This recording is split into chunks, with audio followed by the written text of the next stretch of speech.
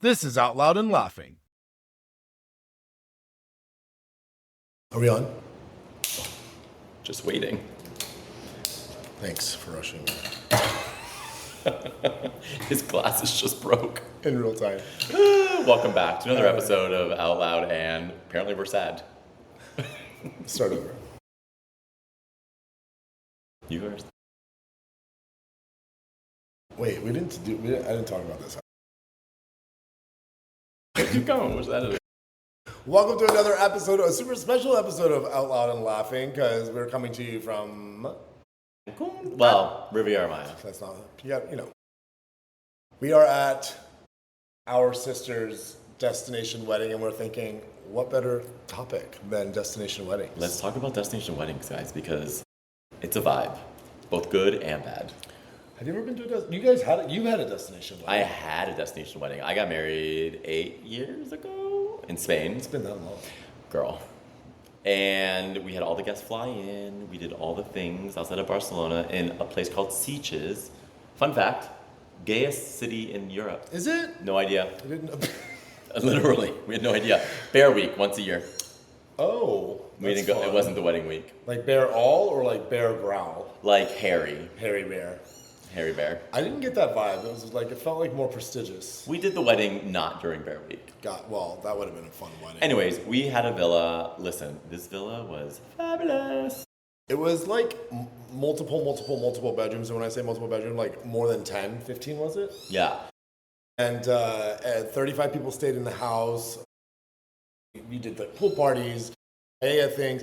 Listen, it was one of those things that you showed up and everything was taken care for. And it's my favorite kind of destination wedding. You know, it was like that orgy party where there's different rooms, different happenings, but we were just doing different kinds of flavors. But there's just so many different ways that you can do a destination There wedding. are good ways and bad ways to do a destination wedding. Is that like topping and bottoming Or siding. or insiding? Or fisting. Interesting, yeah. If you're not fisting at a destination wedding, are you destinating wedding? Sometimes a destination wedding can be so expensive that it feels like you've been fisted. Yeah. We are here we flew into Cancun. It was an hour drive from the airport to Riviera Maya, if anyone's ever been here. We are at a very classy place called the Hard Rock. I don't know if you've heard of it. It's Small, non-global company. Yeah. Very boutique. My biggest qualm about this Hard Rock is there's no casino. I'm not a gambler, but I do like a good slot machine. I, by the way, guys, am a 7-year-old who feels like she missed her heyday. I would have loved a bucket with quarters to win. Sorry, just... No, I mean, I think about it, even Chuck E. Cheese, I like more so carrying around the coins than the tickets. Also great pizza. Great pizza. It's so underrated, you know? So we're here. We're here for like 5 or 6 days. Yep. We are totally destinating, weddinging. Is that a word? Destinating? It is on this wedding. Well, that's another thing. All the booze. You start making up words. The booze. The booze. I don't drink. Correct. But I do. No, I drink, John doesn't. No. But John also does chemicals. Yes, I like chemicals. Chemicals are cool. Natural chemicals, though. All Let's be clear. Yeah, organic. Earthy chemicals. Earthly. Earthly. From of the earth. Yeah. So I just packed my luggage and landed, and I said, I will get my chemicals at the bar. John, on the other hand, got a little bit more creative with his chemicals. My chemicals leave Mexico, they come to the United States. They left Mexico from Tampa. And then I bring them back to Mexico. So really my chemicals have come home. But your chemicals are not in the form of chemicals. No, they're like if your chemicals were made by like Hasbro. What's that company? Hasbro? Like gummy bears? Yeah. Gummy bears. Yeah. Haribo, thank you. Yeah, Hasbro. Well, I don't have kids, but I brought gummies with me, but who cares, right? Totally fine. Yeah, totally fine. But he put it in a pack of labeled dried fruit. Let me tell you guys, if you are traveling to Mexico and you don't drink, or if you drink and you enjoy a gummy, the way that I did it was I went to a convenience store. You did. I bought a bag of just regular gummies. Which, by the way, was 99 cents. Yep. Which in this economy, that's a win. I mean, well, in this economy, that's a splurge. Right. Also Let's be honest. And I cut a little slice and I took out their gummies and I put in my gummies. And you sugar-coated them so they looked I did. natural to the pack. It's always about going the extra mile, guys. And same could be said for a destination wedding. Facts. And we will get into that in a second. And so, yeah, so I'm here, Brian's here, our whole family's here. Some of them are happy that I brought these chemicals, but I'm not sharing. Okay, so rewind. I get to this wedding, and well, John got here a day before me because John likes to be extra and do more than me. I like to be on time. Fair. I got here, and our parents were here. Everyone's like Cancooning. Is that a verb? We can verb it. I like that. We're Cancooning, and some people have tripped. Some people have hurt their feet. Some people have hurt their knees already. And I show up, and I'm ready to go. But then some people are just hobbling. It's a vibe. It's a vibe. It's been a lot. But again, but everyone's being taken care of the best way. The Mexican people are fabulous. The Mexican people are great. Yeah. The one thing that I told myself, which I'm actually really proud about, we should deep dive into this. Not from the shallow one, though. That's dangerous. That is true. Don't jump. I always am shy to like go into the water because I don't like the cold. And I don't want to get my shoulders, my balls, the whole coldness. And I told myself on this trip, I'm not wasting. I'm just going to walk right into the water. And he did, ladies and gentlemen. Twice. And I'm going to keep doing it. Did it so fast, I thought he was Jesus. Almost crossed the top without even sinking, but gravity took hold. I love crossing a top. I love it. Oh, yeah, he sunk to the bottom, just like the bottom. Sunk to the bottom, like the bottom that I can be. Anyways, but John and I were talking about it when I was in the water, guys, at my shoulders, feeling my best. And I was like, you know what? I feel like this is like a vibe because people that don't walk in all the way, that's metaphorical for their life. It's funny that we're talking about destination weddings and you're talking about running into the water. What I'm getting is more like... Runaway bride. Interesting. I was going to say if you just walk into the water and it takes you a long time, you're just one of those people that dates forever. But if you just run in, like you run into the water, there's like, I think like if you run into the water too fast and you like dove in too fast, like the analogies, like they track. It sells itself. It does. But today you went in, it really showed the kind of like way that you attack life. I think it showed me that it doesn't matter. It's going to be cold eventually. So just do it, rip the Band-Aid off, and then enjoy versus all the lead up to the stress of it all, and then you're eventually going to enjoy it. You're wasting the joy. You're wasting the joy, and by wasting the joy, you're stretching out the amount of like stress, anxiety, all of it. Yeah. So, anyways, we're self-caring. Mm-hmm. We're self-caring in many ways. Alcohol, gummies. Skies out, thighs out. Going into the water, looking at zaddies with big dicks in their outlines. And the bathing suits here, guys. I will say that is one perk of just being out just anywhere where everyone's like hanging out with their bathing suits. Oh. The daddies are like... People are outlining for days. I mean, I'm like I got my coloring book and I'm just pretending to color, but really I've got my glasses on and I'm staring, so... Yeah, we haven't done the Grindr thing, but I'm sure it's on fire. We haven't. We're not on the apps. I got off the apps. We should try Craigslist tonight. We should. We should just, I don't know, just go... Missed connection? Where? At the taco bar? Oh, God, that's the lesbian joint here. Okay, so we're here for a wedding. We want to talk about destination weddings because I'm sure some of you have been to them, and John and I want to uncover what are good things about a destination wedding, and then what are things that maybe you can just do better. Yeah, and we're obviously going to talk about the things that we think are good and bad about destination weddings, but we understand that our opinions don't matter. Our parents make that very clear all the time. Trauma, yeah, the trauma bond is real. But, feel free to let us know what you think about some good, bad destination wedding things about yourself in the comments. And then, obviously, if you have some good stories, drop them in our DMs. 1,000%. Yeah. Okay, so we get to the wedding. I check in. Luckily, my room's ready. I'm here early. Check box, right? But now I'm like, what am I doing here? Itinerary. Yeah, an itinerary really helps your guests at a destination wedding know where to be and when. John jumps right into like the very, you have this like energy around you where you're just like all of a sudden like official. Yeah, I was the unofficial officiant. I'm just kidding. You're the unofficial officiant. He's a bottom. I'm a bottom, for sure. No. Listen, again, everybody has their own style. I would say also that the destination that we're at, like the couple, is not like you're like... They're not type A. Sprightly 20-year-old, like just, they've had life experiences. They're old. They're a little bit more of a mature couple. So I think that the vibe is feeling that. It's like everyone kind of has a little bit more autonomy and like maybe they didn't want it to be so strict. I don't think that's strict or not. I think John's also being nice because they're in their 40s. But... all I'm saying is, I agree. There's no right or wrong way to do a destination wedding, but it'd be nice to know what my activities are for the day, or where let me backtrack. Where do I need to be at what time for the official things? Yeah, because like I like spent a long time at my breakfast, for example. Correct, he does. And what if I like missed lunch? And there was a lunch activity to be at. And there was a lunch activity to be at, you know. Or another thing is like we do dinner so late, and like all I want to do is watch the shows. Missing shows really gets me, and like if there wasn't an itinerary, like what time? I don't know. Fun fact: John got up from dinner and just went to the show. I did. I was like, well, I'm gonna do my own show, and y'all can find seats around me, but standing room only anyway.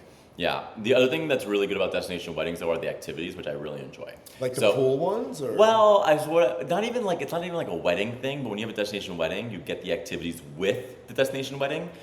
Well, this resort has an amazing water park.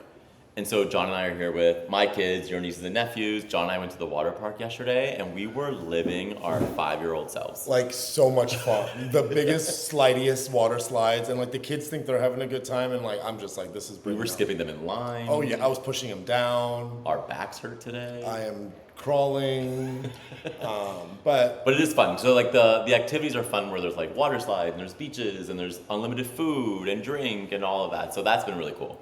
I'm a little bit of a dork. There's something that I really enjoy about going away that I've not told you about even. Interesting. I like the wildlife. Like there's been a lot of wildlife here. Like the bears and the cubs and the otters. And I mean, those go without say. I like those on the reg. But I'm saying, like, there's, like, such really interesting wildlife here in Mexico. You can kind of hear some in the distance, like, amazing birds. There's coatis. There's, like, raccoons that, like, hang out on the beach, fish. I'm going to have to hands down disagree with John on this one because I feel like the wildlife to me, anytime you go to a destination wedding or even just any sort of exotic place, there's always an annoying animal that is on the resort. Well, we're not talking about the guests right now, are we? Well, our family. Yeah. But I will say, like, in Mexico as an example, iguanas. The biggest fucking iguanas you've ever seen. And they scare the shit out of me every time I see them because they look like statues. You walk up to them and they jolt. Wait, no lie. Yesterday we were walking and Bryan didn't notice it because they blend in. They're like on the rocks. And the bottom really comes out of me. Ooh, I love an iguana on the rocks. I'm going to try that next, right when we're done recording. That's what I'm drinking, iguana on the rocks.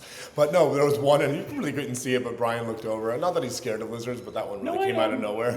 No frogs, lizards, all of it. I don't like it. I was trying to make you look like a top right now. But anyway, he really got scared, genuinely. Don't like the wildlife. Well, I do. And, you know, I wanted to go back to the fact that, like, our family can be considered part of the wildlife. Well, we're part of our family, and it's just a good time. I love it. There are monkeys here, too. There are. I've heard there's monkeys. I also think what's interesting about destination weddings is there's usually more than, like, 5 people here, right, for a destination wedding. And it's really hard to coordinate, like, dinners, as an example. So last night, John and I went to a dinner where there was going to be 17 people, which, great restaurant.